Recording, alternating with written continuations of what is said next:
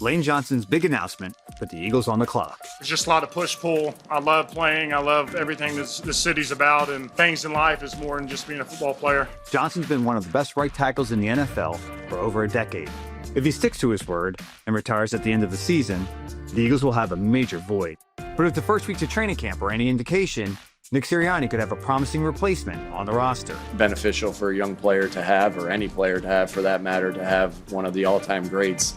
To be able to ask them questions of what he did, why he did it, and that leads to great growth. I'll tell you why Markel Bell has stood out. Plus, an update on Saquon Barkley's camp and how injuries have set back some key players the Eagles are counting on. Joining me this episode, the newest member of the Inquirer's Eagles coverage team this year, Ryan Novozinsky. Let's get right into it. The biggest news, I think, of this past week is the Lane Johnson quasi-retirement.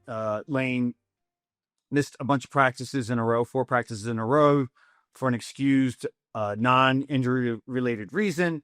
And then he finally came back and he didn't really have to go up on the podium and speak. He didn't speak the first day he came back, or he spoke the second day. And clearly he wanted to get something off his chest and did, and said that this will potentially be his last year, which I don't think is a huge secret, but the fact that he would say it when he said it clearly was the big news.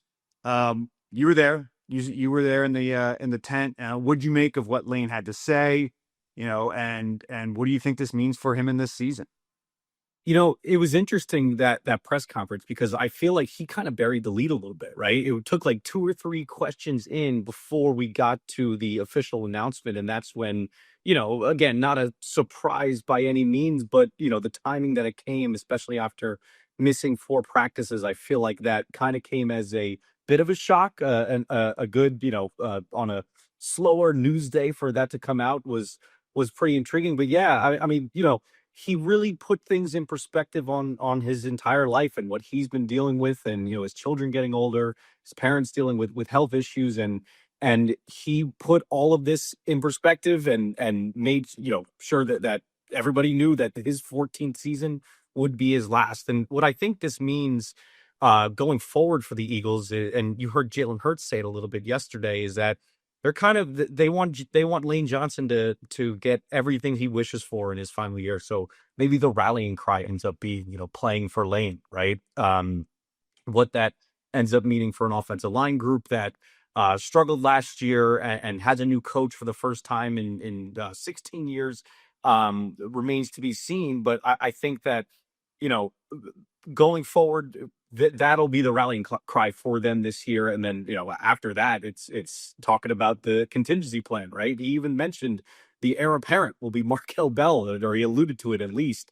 I think this should bring a whole bunch of motivation to a group that is learning a new blocking scheme and everything like that. And Lane even mentioned that this new blocking scheme might help him in a way rejuvenate his career after especially missing so many games last year.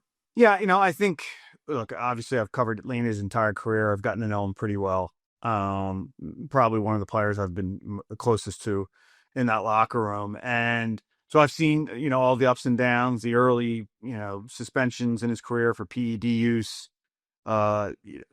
Clearly kind of the unspoken thing here about his mental health issues. And there was certainly, you have to wonder if that was related to his absence. Now, he said it was the personal reason. He mentioned his parents and their health, and he's got kids that are getting older. They live down in Oklahoma, primarily with his ex-wife. Lane recently got married this summer, big to do back home in Oklahoma. So his life is kind of moving forward in that regard. But, Lane has spoken very openly here on Uncovering the Birds, one of our first podcasts. It was about just the mental grind of playing one of the most difficult positions in the NFL, and how you're kind of out there on that island, particularly in this scheme for so many years with Jeff Stoutland, and what that does to you. And Lane, there's that, and then there's Lane. And Lane puts so much pressure on himself to be the best. That is part of, the struggles that he's had, and he's talked about it openly, just, going out there before games and making himself throw up so that he could kind of get through those early jitters in a game.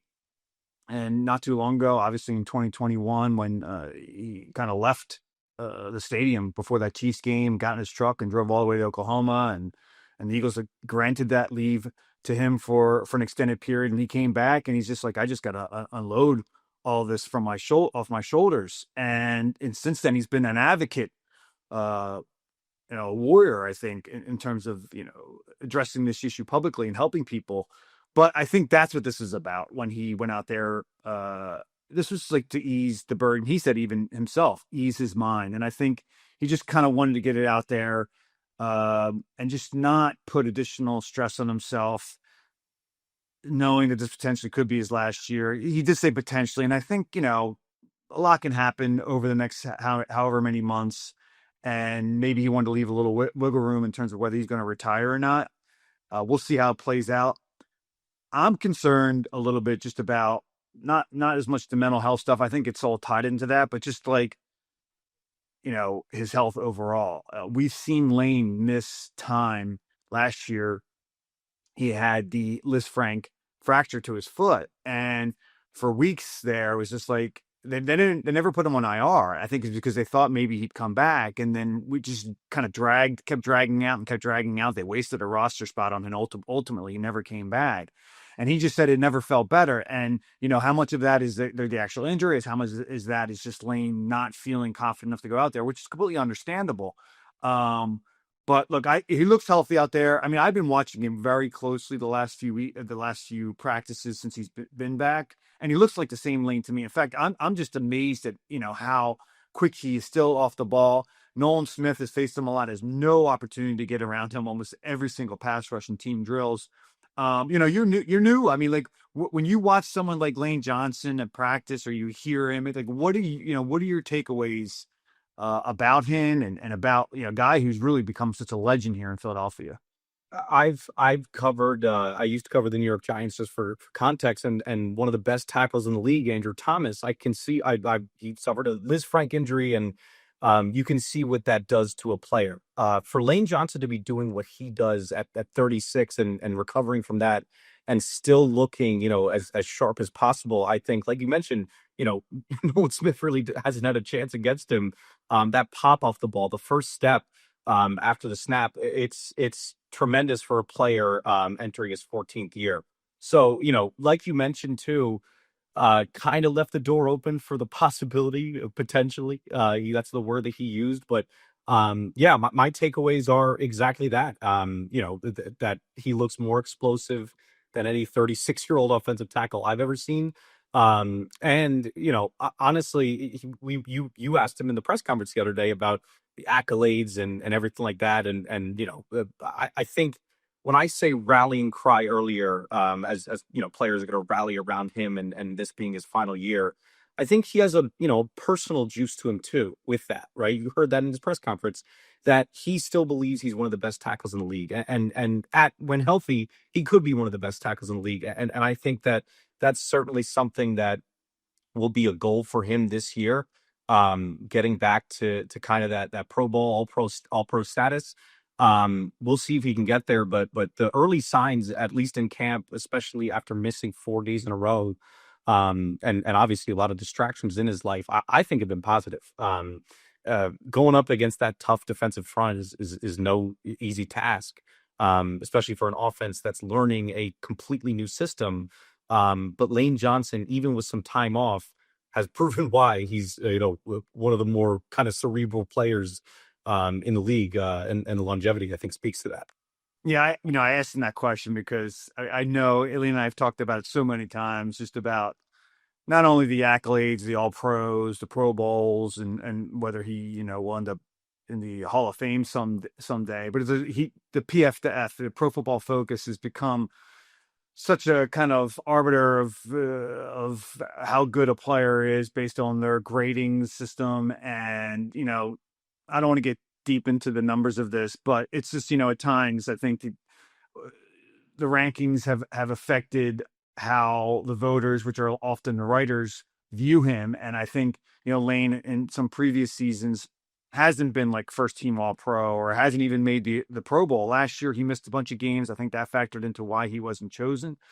But he cares so much because he wants to be known as the best, or one of the best of his generation. And I don't, I think those who know football, and I think a lot of people who do vote, consider him to be among that company. But he says, he mentioned how like there's film out there that, there's more than just the numbers. Watch the film. I don't get any help. My island rating's the highest, has been that way for a long time. Pass pro is more important than run blocking. Lane's forte has always been how good he's been in pass protection. I mean, he went, I can't remember now, it was like 40 something games without giving a sack, let alone many pressures. 2022, if you look at the Pro Football Focus rankings, like I think they have 2022 and 2024 as his best years. To me, frankly, I don't know if there's ever been a better right tackle season than 2017, the year the Eagles went to the Super Bowl. Because again, those rankings they're not really subjective in that they don't look at like the competition that you're facing. And that was like kind of the beginning of NFL, a lot of teams moving their best pass rusher over the right tackle versus the left tackle. So Lane that season saw Von Miller, Khalil Mack, Joey Bosa. I mean, you can go down the line. There's better guys than that. And that was those guys at the peaks of their careers. And he shut them all down. I mean, it was just phenomenal how great he was that year. And who knows? I'm not on the Hall of Fame committee for Philadelphia. Paul Domowitch is still the voter. Maybe someday I will. I don't know. I'm not even lobbying for it. I don't even know if I would do it or not. But typically what the writer does is he gets up in front of the committee and he argues for the player from their team that they have covered. And if I ever stood up there with Lane, I would just point. I mean, there's a lot I'd point to, but I would point to that season in particular. And I would even bring film to show it. I mean, it was just amazing. I'll never forget that Denver Broncos game. Just how they just completely took Von Miller out of that game, and the Eagles blew them away. And that was really the game that everyone said, "Oh, okay, this team is legit." And they went all the way to win the Super Bowl. So Lane, for the first time in his career, he's not going to be on the island as much in this new scheme. So it's going to be really interesting to see if he does kind of like, even at the age of 36, get back to, at least in recognition, where he was just a few years ago. Maybe that'll compel him to come back if he gets another All-Pro and Pro Bowl season. But the Eagles are looking ahead. The Markel Bell pick certainly suggested that they're planning for the future without Elaine Johnson. He's only a third-round pick. It would be great if he could be a starter as a third-rounder, but that still leaves them a little leeway, opens the door for potentially them taking someone in the first or second round next year if Lane does indeed retire. But look, I don't think there's any dispute. Lane Johnson is one of the greatest Eagles of all time. He's certainly Hall of Fame caliber. When the community does get together, I think there'll be mention of him missing time because of PED use. There'll be mention of the injuries that he sustained over the course of his career. Not all entirely his fault, but you got to factor in durability into the equation when you are making that evaluation. But I certainly think that Lane Johnson is a Hall of Fame right tackle, and I think when the time comes, he will eventually be voted into Canton. I want to shift gears here a little bit. What we're saying on the offensive side of the ball, Ryan. We've talked a lot about Jalen Hurts here on the podcast, and certainly we've written about him a lot in the Inquirer. And everybody's talking about Jalen Hurts in this new offense. Sean Mannion coming in and changing things drastically, switching more to the Shanahan style scheme. But we haven't really talked much about Saquon Barkley. And he's probably the number 2 most important skill position guy, maybe Devontae Smith. But I would say in terms of like, you're talking about touches and impact, I still think it's Saquon Barkley because as we've seen before, like this team, this offense during the Sirianni Hurts era, it's at its best when there is a dominant run game. And they need Barkley and company and that offensive line to really kind of get back to what they were 2 years ago, what they were 4 years ago. And Barkley is going to be key. I mean, like he's nearing the age of 30. I still think he looks explosive out there. It's hard to say for certain. They're not tackling really. The contact really isn't even thud at times. And when I say thud, usually that there's a little bit of a hit there that the defenders can give the offensive players as opposed to a tackle. So, Barkley, we know can dodge defenders. We know he can break tackles. He can actually backwards hurdle them. We've seen him do it all. So it's really kind of hard to evaluate him in that regard. But I think when it's blocked up, you can see the athleticism. You can see the agility. You can see Saquon be Saquon. You covered him a little bit with the Giants. Uh, you're now watching him here in Philadelphia. You probably watched plenty of him 2 years ago, plenty of him last year. What do you think, getting a chance to see Saquon up close with the Eagles, what have you made so far of him in practice? Funny enough, I actually missed him by a year with the Oh, Giants. my First bad. year, no, you're good, because that was the interesting storyline all season, was that he made general manager Joe Shane look like a complete fool for what he did, for not taking a chance and extending him.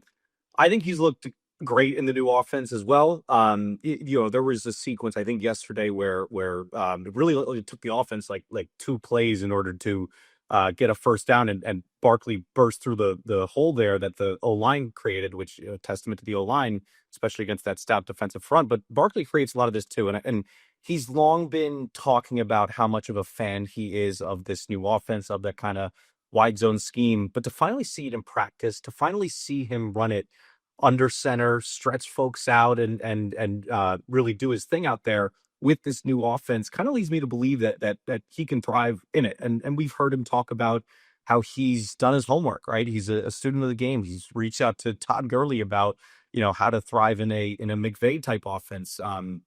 With a modern offense now in Philadelphia, I really think that I don't want to sound hyperbolic, but I think the sky's the limit for a guy like Barkley.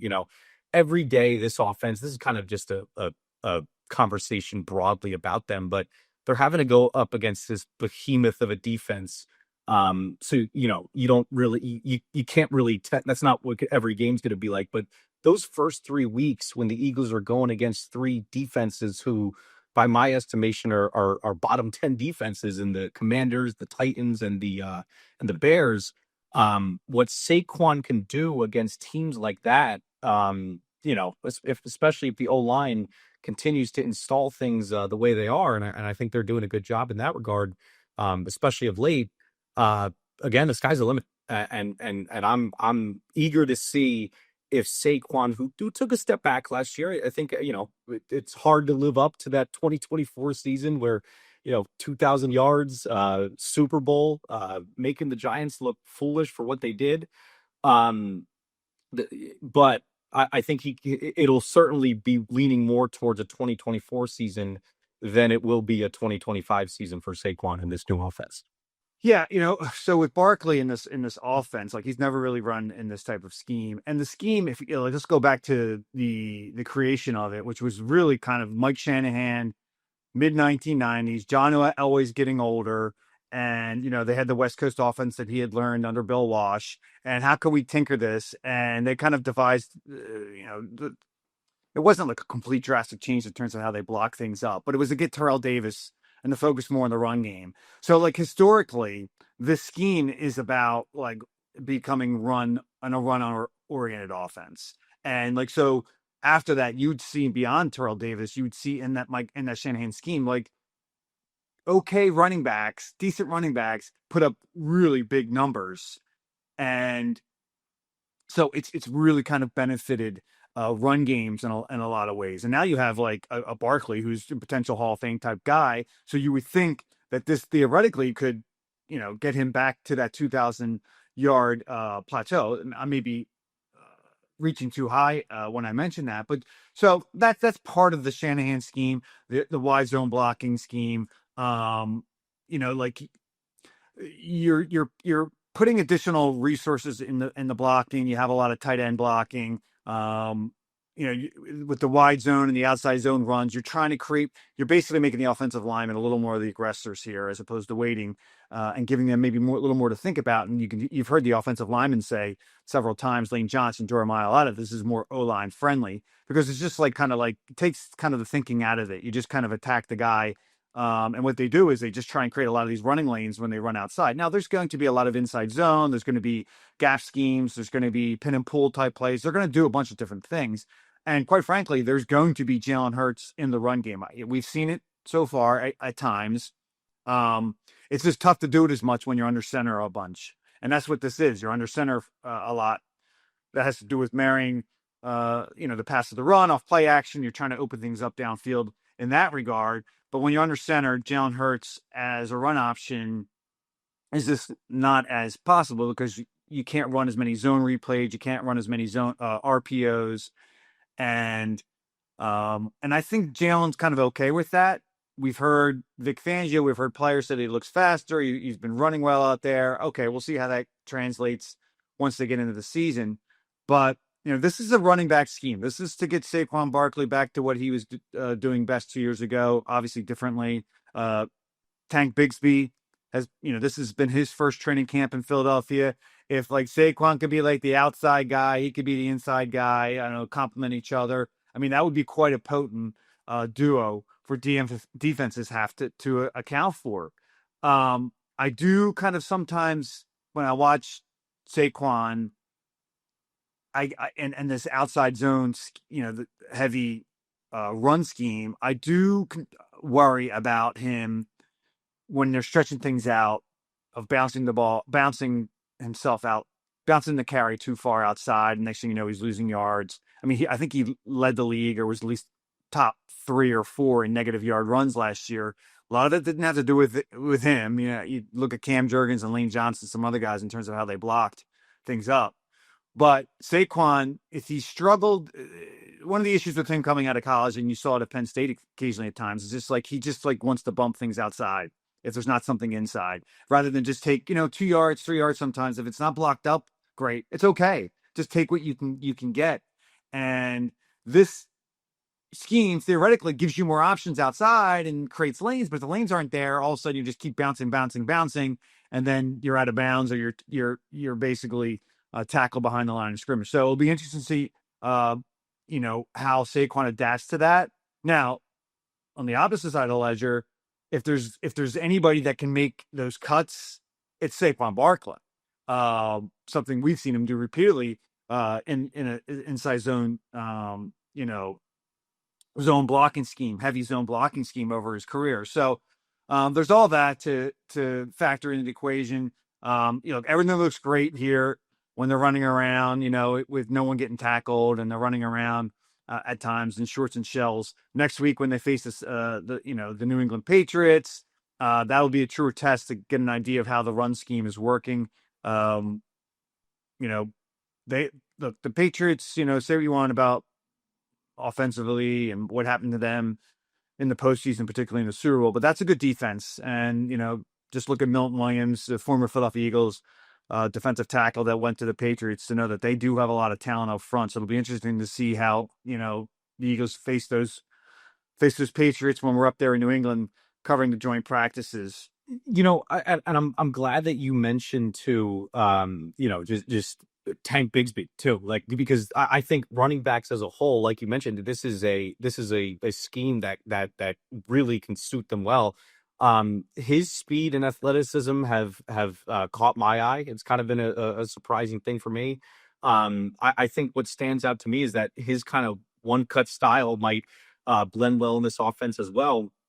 The Saquon, argument too is or where that might be a drawback is, like you said, kind of go make sure he's emphasizing going north south as opposed to east west. But this is a guy that can create something out of nothing at times. I mean, this is a guy that was on a Hall of Fame path at some points, even with a Giants offensive line that was less than stellar, to say the least. If anybody could do it, it's Saquon Barkley, and I think that he's somebody that I'm eager to see what it looks like against New England. I'm eager to see what it looks like again in those first 3 weeks. The first real test will be against Los Angeles, but again, you can't really say this Eagles offense isn't battle tested, or they won't be battle tested by that Week 4 game against LA when they have to go against a defense like this every single day. And I think Saquon's done a good job. Yeah. Well, we talked about two of the more important players on the Eagles on the offensive side of the ball, Lane Johnson, Saquon Barkley. But I want to shift to, kind of a stock report. At this stage, the Eagles have practiced 10 times. Only 10 practices that we have watched. They've had a few practices that we have not been able to attend. But it's, typically when you get a stock watch in camp, it's usually kind of the guys a little bit further down the depth chart, under the radar guys. And I'm interested to hear, Ryan, what you have. Yeah, let's pick one stock up guy and one stock down guy. And I'm going to start with you. Who do you have for your stock up guy through 10 practices of Eagles training camp? It's easy. It's Darius Cooper. You look a couple days ago, I remember there was a sequence where he had an out route. Then he had this like over the shoulder catch that was great. And there are times where he's beating even some of the like better newcomers on the team. There have been some battles with Reek Woolen that he's been able to press against. In the absence of Makai Lemon and Devontae Smith, which is not great to have in training camp, you're seeing guys like Darius Cooper step up. And this doesn't feel, at least from my vantage point, like it's just a feel good kind of training camp story that'll fizzle out in a couple months.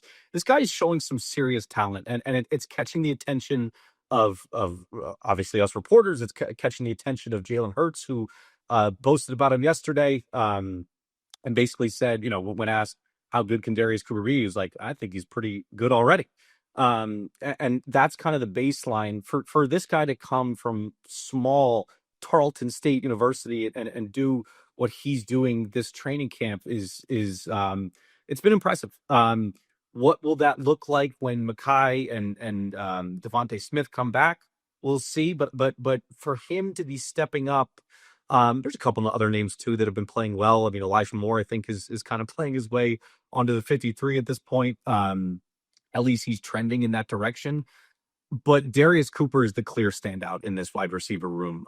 He's the one that, in the absence of those two big names, is showing out. And the concern for the Eagles going into the season was look, it's obvious that on paper the wide receiver room would be worse without AJ Brown, at least in the top heavy department, right? And you need a good 1-2 punch in order to, historically, like it seems like that is what gets you kind of over the top in the league. But that, I would say 3 to 5 on the depth chart in the wide receiver room, it's better than last year. And a guy like Darius Cooper, for him to step in a room that was already looking pretty deep going into the year, and have the camp that he's having and showing out like that, I mean, it's impressive. So he's definitely my stock up. Yeah, I agree with you that Darius Cooper's having good camp, and certainly could have been my selection here. Going into the summer, a lot of people were questioning whether he'd make the 53. Would be whether him or Johnny Wilson. I think that argument is out the window. I mean, Darius is going to be on the 53. The question is how much playing time is he going to get? And you make a good point in mentioning these other names, because there's a lot of mouths to feed. So, I was talking, Darius Cooper, but really in the end, how many snaps is he going to play? But I think there's an argument to be made that he should be one of the top 3 or 4 guys out there, which would mean he'd get out there on offense at times. I'm going to stick on the offensive side of the ball. My guy is Drew Kendall. And, some people may have forgotten about him or may not even know him. The Eagles drafted him on the 3rd day last year out of Boston College. He's a center, but they're now kind of working him a lot at guard, and because they know he can play center, and he's probably going to be the backup to Cam Jurgens at center. But what that's telling me is that they think that this guy could be not only their number 1 backup center, but also their number 1 backup guard. And that on game days, you want to have someone that can kind of flip flop and play both sides, so you don't have to have a lot of guys active. And it's not just that they're doing this; it's that they're keeping him there, and that they're slotting him into the first team whenever Landon Dickerson gets a break, and he's doing well. Like, if you watch the one-on-ones, it's hard to always watch him in the team drills, but if they have the video board now, I can watch the replays, and like Drew is facing Morojomo a lot, and Morojomo is a very good defensive tackle. This is a guy that's ending his 4th year. He's not an easy guy he's very quick. He's not easy guy to block, and Drew is holding his own. He's holding his own in the one-on-ones when he faced Moro and other guys. And I think there's a legit chance that he's the number 1 guard. Now, you look at the competition, it's not quite what they have previously had at that position. There's not a lot of depth there.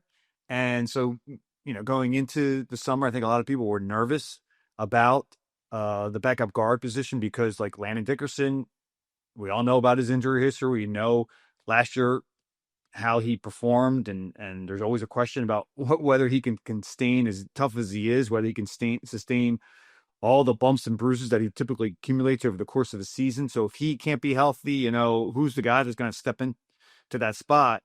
Well, right now it looks like Drew Kendall, and I think he's doing a good job, to be determined in terms of how well he can do against the best, in the league, or at least on a constant basis. But he's my stock up guy. Okay, let's switch to stock down. Ryan, who do you have? It looks like you're staying on the offensive side of the ball. I am. Yes, I am. Because that defense is just too good. This one was. It seemed it's Fred Johnson, right? And coming into the training camp, it seemed to be like he was going to be the clear cut kind of swing tackle. It would step in if the Eagles did deal with any injuries this year. But I think that you have a guy in Markel Bell who, at first, my thought was that he was going to be sort of a not developmental project because he's a third round pick, and he's got a massive frame. But he's completely overtaken him. I mean, look, one-on-ones, he doesn't look great. Even in these team sort of scenarios, he doesn't look great. Fred Johnson is the clear answer to me because especially, because he was kind of projected going into training camp to be sort of the guy, and he's just completely disappointed.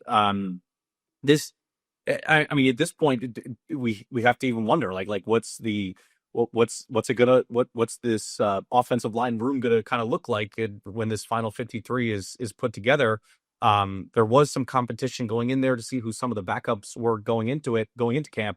But I think Markel Bell has been the real standout there. And you even have some other like success in a world full of developmental success stories. Like we wonder what Chris Cooper could do kind of going into camp, especially replacing, filling some pretty big shoes, in Jeff Stoutland.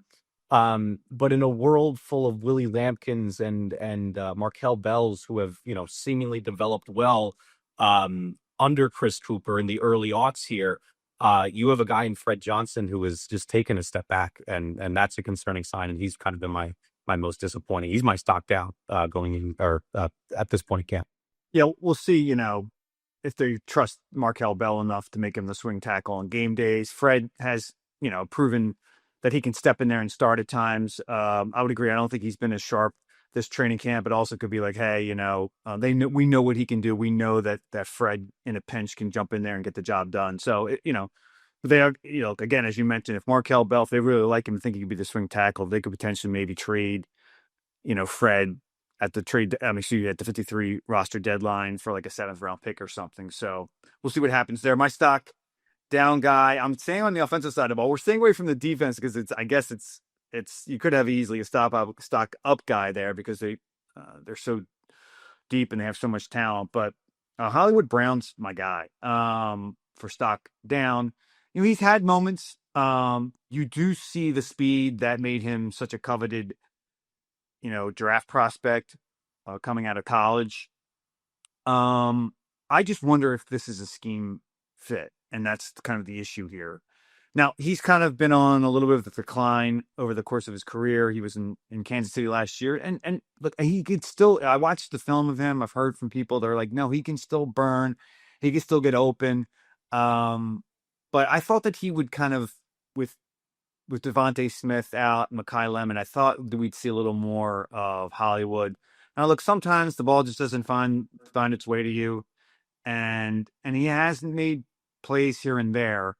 But as we mentioned, it's been Darius Cooper that's kind of stood out more. Earlier in camp, it was Dontavian Wicks, who I think has his spot wrapped up and will likely be kind of like, quote unquote, whatever you want to call it, the number 2 guy. And we've seen, as you mentioned, Elijah Moore, who's been primarily in the slot in place of the injured Makai Lemon. But Hollywood just hasn't really kind of wowed me. And I wonder if, Darius Cooper's ascension makes him kind of expendable when it comes time to make roster, to make the final 53-man roster. It's not like a total stock down. This guy's not good, whatever. And maybe all of a sudden the light bulb goes off. But right now, I'm just not seeing it with Hollywood Brown in this scheme in particular. It's funny. So I did a story on Hollywood kind of going into or this offseason. And the a lot of his former teammates and everything like that were gushing about what he could do in a modern offense like this. But one of his former teammates even went on record and said, "Oh, I don't know that he'll get the numbers, but in terms of creating space in Sean Mannion's offense, I think that that's an advantage that he could bring." And sort of bringing that gravity and creating other open opportunities for other receivers. But I don't even think we've seen that. And at some point, like you mentioned, with the two big guys going down in Smith and Lemon, a guy like Hollywood Brown, who has had 1,000-yard season before in the NFL, and is really only like 4 years removed from that point, needed to step up, and he certainly hasn't done that. At some point you have to put the numbers up to back up that kind of gravity that you provide, because you just need to be a numbers guy. There needs to be results with it. And Darius Cooper is doing that. Darius Cooper is having these big chunk plays and wow, eye-popping moments. Hollywood Brown, the wily NFL vet who was supposed to be kind of that next guy up, with this, is not doing that. And that's that puts him in a worthy spot to be the stock down. Well, Ryan, all good points. Thank you so much for joining us here on Uncovering the Birds. Looking forward to covering the Eagles with you all season and talking to you again on this podcast. Thank you for having me. Appreciate it. All right, it's time for this week's mailbag. Please remember, if you have any questions, hit me up on social media at Jeff_McLane. Our first question comes from Ralph Jankowicz on X. If Makai Lemon remains sidelined, who will be the slot receiver in the regular season opener? I think it's fair to ask whether Makai Lemon will be ready for the regular season at this point. He's now missed over a week of practice with a hamstring injury, his second hamstring injury since the Eagles drafted him. He missed a bunch of time in the spring. And it's not just about the injury, it's about, can he get caught up enough in the offense that he's ready, that the Eagles are ready to put him out there in what is kind of like a difficult position, that slot receiver spot. Now, the Eagles don't have quote unquote a slot receiver position. They move all their receivers around. So it's not like you got to replace him per se. But right now, Elijah Moore is the obvious answer to that question. If it's just, we're talking about the slot, he's honestly, he's flashed a bunch over this last week or so. And this is a guy who was drafted high in his career, didn't quite kind of pan out there in New York with the Jets. The Eagles were giving him another opportunity. When they signed him in the offseason, someone inside the building said, don't make too much of this. There's a chance that he could make the roster, chance he cannot make the roster. So, look, I don't think he's automatically on the 53. He's kind of limited in terms of what he can do on the outside. He's a smaller guy. But I think probably to answer your question finally, it's going to be kind of a group by committee type of thing. We've seen Devontae Smith thrive in the slot. You can certainly put the tight ends in there in certain circumstances. Tay Wicks will play some there. Darius Cooper, as we talked about before, is certainly a guy that can play in the slot. So that is probably what will happen. In terms of Lemon, he's got to get healthy before he gets on the field. We also got a bunch of questions about Mora Ojomo. We're going to take this one from Dave Hinden on X, and he asked about Ojomo's contract and his future. You're right, Dave, that Ojomo did kind of insinuate that there were contract negotiations this offseason. From what I understand, there were kind of preliminary talks. It's kind of nebulous when you talk about whether there were official negotiations or not, but certainly it was a topic that was touched upon between Ojomo's agent and the Eagles. And the Eagles, probably what happened here was they probably offered a deal that wasn't going to blow him away, and he has to kind of weigh whether he wants to play out the season and get to the free agent market next offseason where his worth could be at its highest, or kind of do it now and take a little bit of the gamble out, because you can get hurt, you can have maybe not as good of a season as you had the year before, and that would give you a little bit of a luxury going into the season. Mora Ojomo clearly has decided that he's going to play out this year, and I can understand why. I mean, he's been a guy that's been on the climb since the Eagles drafted him in the 7th round of I guess it was the 2023 draft. At this point, each year, Mora Ojomo has been getting better. Now, are the Eagles going to be able to afford Ojomo in the offseason? Probably not if it gets to that point, because you just gave a huge contract to Jalen Carter. now making him the highest paid defensive tackle in the NFL. And back in March, you gave Jordan Davis a massive contract as well. And you just can't pay everybody. We saw that just 2 years ago with Milton Williams. They hadn't yet paid those guys, but they were preparing for that eventuality. And Milton Williams, like the Jomo, faced the same scenario before that fourth season. Should he take whatever the Eagles were offering at that time, which I understand was not really kind of a serious offer, or go into that next offseason and be one of the highest sought after defensive tackles on the market? He was phenomenal in the Super Bowl, as we all recall, and got a huge deal with the Patriots, and now is one of the highest paid defensive tackles in the NFL. One of the other questions that was asked about, okay, well, who's in the pipeline if Jomo doesn't come back? Well, I don't think there's really an obvious answer right there. I mean, I think they thought that Ty Robinson, when they drafted him last year in the 4th round, would be that guy, but didn't play much as a rookie. He's had some flashes here and there in training camp, but I just don't think that he's quite at that caliber where he's going to be a guy you can slide into that 3rd spot. They do have Byron Young. I know they really like him. Right now, he's the 4th defensive tackle. Maybe he could be the guy in the future. They have him under contract. He was a guy that they picked up off waivers several years ago. But more than likely, it'll probably be something that they do in the draft, because that's a position that the Eagles have made a priority over these last several years. That when they look at the defense, I think that's the position that they want to put most of their resources into. When I ask me about the Eagles, please reach out to me on social media at Jeff_McLane, and we could answer one of your questions here.